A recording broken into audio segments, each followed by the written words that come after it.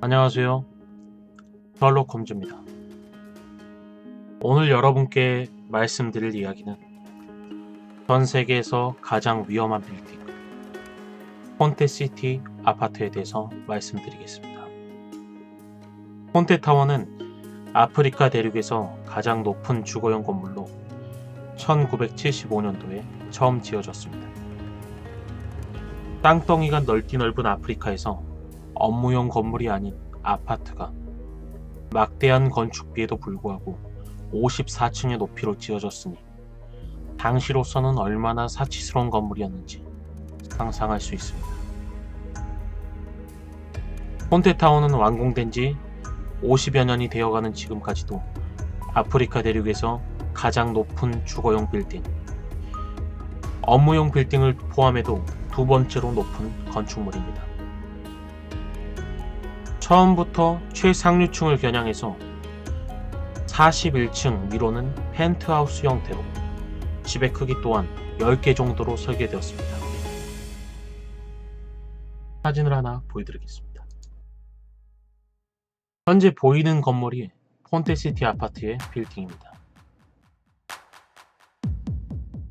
당시에는 모든 인프라가 집중된 도심 한복판에 지어졌고 전망이 대단히 아름다웠기 때문에 당시 돈깨나 있다는 백인들은 앞다투어 입주할 정도로 큰 인기를 끌었다고 합니다.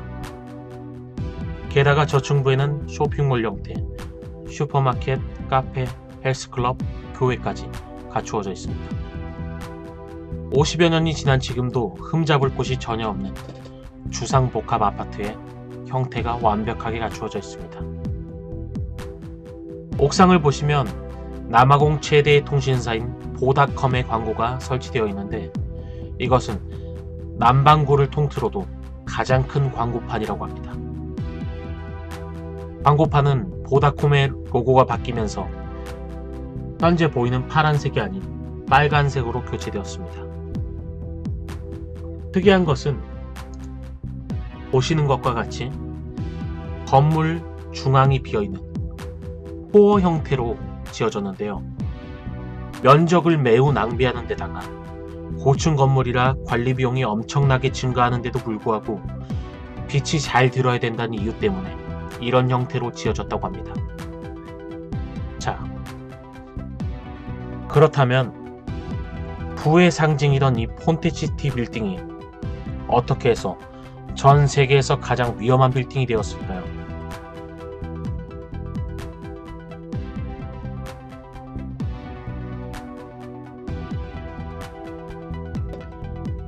폰테타워가 있는 구시가지는 지금처럼 황폐화되게 된 이유에 대해서는 남아공 내부에서도 상당히 많은 해석들이 있습니다. 하지만 흔히 알려진 것처럼 갑자기 갱들이 쳐들어와서 백인들의 집을 빼앗았다든지 폭력적인 과정을 통해 슬럼화된 것은 아닙니다. 남아공은 원래 영국의 식민지였습니다. 영국에서 이주한 백인들은 남아공 원주민인 흑인들과 어울리는 것을 꺼려했습니다. 그래서 아파르트헤이트란 법률을 제정하게 됩니다. 아파르트헤이트란 무엇인가? 쉬운 말로 얘기하면 인종 분리, 즉 남아공 백인과 유색인종에 대한 차별 정책입니다. 이것의 예로는 흑인들의 특별권을 박탈시키고 서로 다른 인종의 혼인을 전면 금지시켰습니다. 그리고 가장 중요한 부분이라고 볼 수 있는 인종에 따라서 거주할 수 있는 지역을 나눴습니다. 이것이 아파르트헤이트의 핵심이라고 볼 수 있습니다. 그래서 백인들이 사는 부촌, 흑인들이 사는 빈민가로 나뉘게 되었습니다. 근 40여 년 이어오던 이 차별은 90년대에 들어서서 백인 정부와 흑인 대표인 넬슨 만델라 간의 협상 끝에 해체되기 시작했고 선거를 통해 남아프리카 공화국 대통령으로 당선된 넬슨 만델라가 1994년 완전 폐지를 선언하였습니다. 그 후에 흑인들은 자신이 살던 곳을 떠나 부촌으로 하나둘씩 모여들기 시작했습니다. 백인들은 범죄의 위협에 시달리기 시작했고 남아프리카 공화국에서 거주하던 백인들은 하나둘씩 유럽으로 떠나기 시작했습니다. 남아프리카 경제권을 쥐고 있던 백인들이 이주하기 시작하면서 남아프리카의 경제는 얼어붙었고 실업자가 급증하게 됩니다. 그러면서 슬럼화가 되기 시작합니다. 슬럼화란 주거, 경제, 치안 등이 극도로 안 좋아지는 것을 얘기합니다. 그러면서 당연히 불법 거주도 늘어나게 되었고 여행객을 타겟으로 삼은 범죄 또한 늘어나게 되었습니다. 폰테타워 역시 같은 방식으로 흑인들이 점령하게 되었고 임대로 유지되는 시스템이었기 때문에 월세 문제로 정상 운영이 되지 못해 8대의 엘리베이터 중에서 2대만 사용되고 건물의 유리가 엉망으로 파손되는 등 암흑기를 맞게 됩니다. 그 당시 치안 상황과 여행객 가이드를 보면 이런 것들이 적혀 있습니다. 1990년 인종차별 철폐 이후 민생사범, 마약, 차량 강탈 등이 증가하는 등 남아공의 치안 상태는 세계 최하위권입니다.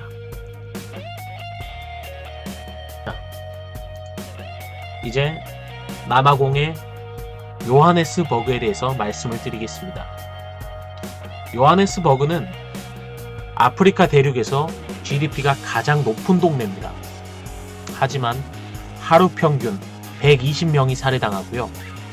경찰이 휴대하는 총기는 서브머신건이라고 합니다. 한마디로 연사가 가능한 총을 쥐고 있고요. 한 해 평균 200여 명의 경찰관이 순직한다고 합니다. 에이즈 복균자는 전 세계 평균을 20%나 오버하고 돈을 내놓으라고 협박하는 강도는 성인군자라고 합니다. 일반적으로는 대상을 죽인 뒤 물건을 빼앗는다. 그리고 요하네스버그에서 강간, 강도, 살인 이 3관왕을 10분 만에 당할 수도 있다고 합니다. 그리고 여러 사례들이 있는데요. 군인 8명이 함께 돌아다니면 괜찮을 거라 생각했지만 같은 체격의 20명에게 습격을 당했습니다. 여행자 호텔로부터 도보로 1분 거리 도로에 백인이 머리에서 피를 흘리며 쓰러져 있었습니다. 그리고 발밑에서 뭔가 물컹하고 밟혀 슬쩍 내려다봤더니 시체가 굴러다니고 있었습니다. 시계를 차고 다니던 여행자가 습격을 당해 눈을 떠보니 손목이 잘려 있었습니다. 느닷없이 자동차가 여행객에게 돌진해 치어버린 뒤 짐을 강탈한 사연도 있었고요. 숙소를 강도 패거리가 습격해서 남자, 여자 전원 강간했다고 합니다. 택시에서 내려서 쇼핑센터까지 10m 거리 사이에 강도의 습격을 당했고요. 버스를 타면 안전하겠다고 생각하고 버스를 탔더니 버스 승객의 전부가 강도였다고 합니다. 요하네스버그의 여성의 3분의 1이 간강 경험자라고 하고요. 게다가 처녀와의 성행위가 에이즈를 고친다는 도시 전설 때문에 갓난아이일수록 더 위험하다고 합니다. 에이, 그렇게 위험할 리 없다 라며 밖으로 나간 여행자가 5분 뒤 피투성이로 돌아왔고요. 아무것도 지니지 않으면 습격당할 리가 없다 라며 맨손으로 나간 여행자는 구두와 옷을 빼앗기고 속옷바람으로 돌아왔다고 합니다. 요하네스버그 중심역에서 반경 200m는 강도를 당할 확률이 무려 150%. 한 번 습격당한 뒤 다시 습격을 당할 확률이 50%라는 의미입니다. 요하네스버그에서 하루 살인사건의 피해자는 평균 120명. 그 중에서 20명 정도는 외국인 여행자라고 합니다. 자, 다시 폰테시티 빌딩에 대해서 더 말씀을 드리면요. 사진에 보이는 것과 같이 코어에는 입주민들이 엉망으로 버린 쓰레기들이 쌓이게 되었고 이 높이가 건물의 3층에서 5층 정도에 이를 정도로 엄청난 양이 되었습니다. 재밌는 것은 사실 코오의 쓰레기 문제는 슬러마가 시작된 곳부터 시작되는 게 아니고요. 건물의 첫 입주가 시작된 직후부터 불거진 문제였다고 합니다. 현재는 쓰레기는 모두 치워졌지만 아직도 사람들은 쓰레기를 코오로 던져버리는 유혹을 이겨내지 못하고 매일 치우지 않으면 쓰레기가 다시 쌓인다고 합니다. 사진을 보면 거의 거대한 쓰레기통과 같다고 볼 수 있죠. 2000년대 이후에 남아공 정부와 건물의 오랜 소유주인 영국의 캠슨 그룹은 치안에 상당적인 의미가 있는 이 건물에 대한 적극적인 리모델링을 추진했습니다만 코어 구조로 인해서 투입될 비용 대비 수익이 나지 않는다는 이유로 투자자들이 모두 거절했습니다. 영국 이스트 런던에 본사가 있는 원소유주 그룹은요, 폰테타워의 사업을 단독으로 진행할 정도의 기업이 되지 않았던 거죠. 그래서 2007년 소유주가 바뀌게 되면서 뉴 폰테 프로젝트가 시작될 때까지 1년에 우리 돈으로 약 10억 남짓한 돈을 들여서 건물을 개보수하는 정도로 유지시켜 왔다고 합니다. 다행히도 폰테타워에 대한 남아공 국내외의 관심이 끊이지 않고 있기 때문에 리모델링 형태의 개발은 계속 추진되고 있습니다. 지금은 2008년 중단되었던 뉴 폰테 프로젝트가 다시 진행되기 시작했다고 합니다. 폰테타워를 비교적 저렴하게 흑인들에게 선분양하는 방식으로 자금을 확보하고 개발하는 쪽으로 방향을 잡고 분양 판매를 시작했는데 생각보다 분양이 잘 되었다고 합니다.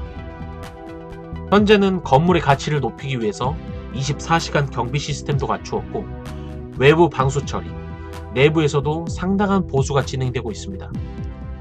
현재는 이 건물에서 백인이 다시 입주할 정도로 긍정적인 변화가 일어나고 있습니다. 이 폰테 빌딩은 남아공 월드컵 개막전이 열렸던 메인 스타디움과 기차역도 도보로 이동이 가능할 정도로 바로 옆에 붙어 있습니다. 폰테타워는 그 위용이나 화려했던 과거, 그리고 폐허가 된 지금의 모습도 남아공의 치안 상황과 맞물려 많은 이들의 관심을 끄는 곳입니다. 남아공 감독의 영화 디스트럭트 9의 촬영지로 활용되었기도 하였고 슬럼독 밀리어네어로 유명한 데니 보일 감독도 수년 전에 폰테타워 빌딩을 배경으로 영화를 제작한다는 계획을 발표했습니다. 제가 준비한 이야기는 여기까지입니다. 끝으로 구독하기 한번 눌러주시길 바랍니다.